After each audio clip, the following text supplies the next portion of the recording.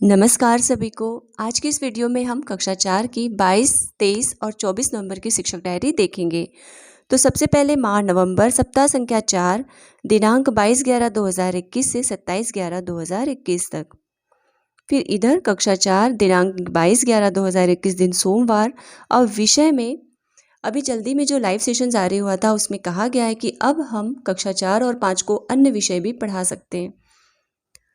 और जब हमारे स्कूल खुले थे तो सबसे पहले जो समय सारणी जारी हुई थी उसमें हमें सभी विषयों को पढ़ाना था, लेकिन कुछ दिनों के बाद एक दूसरी समय सारणी जारी हुई थी जिसके अंतर्गत हमें सिर्फ भाषा और गणित पर ही ज़्यादा ध्यान देना था।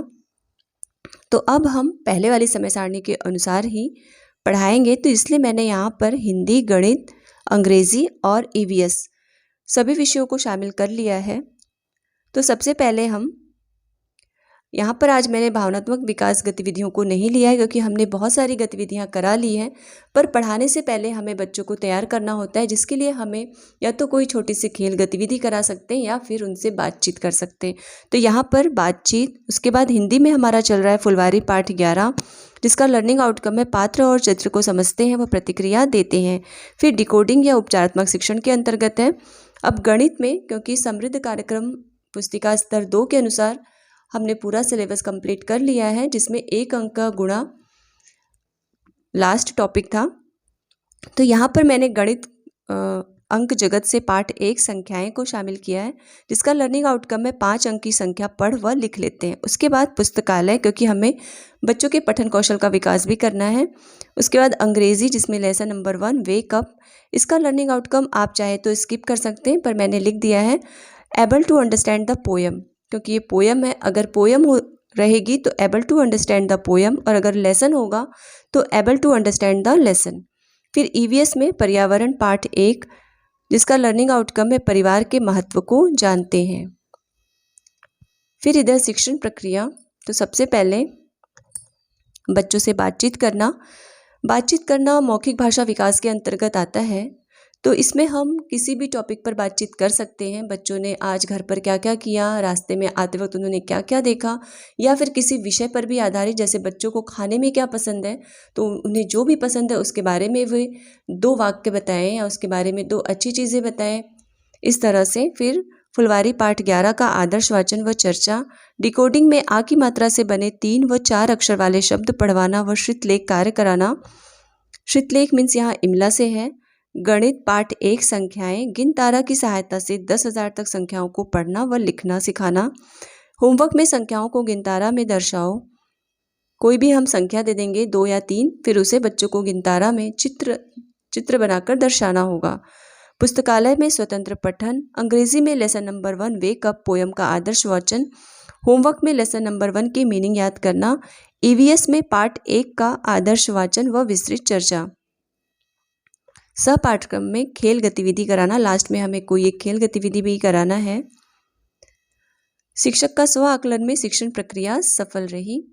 तो ये थी 22 नवंबर की कक्षा 4 की शिक्षक डायरी। अब हम देखते हैं, आप इसका स्क्रीनशॉट ले सकते हैं। अब हम देखते हैं 23 नवंबर की शिक्षक डायरी।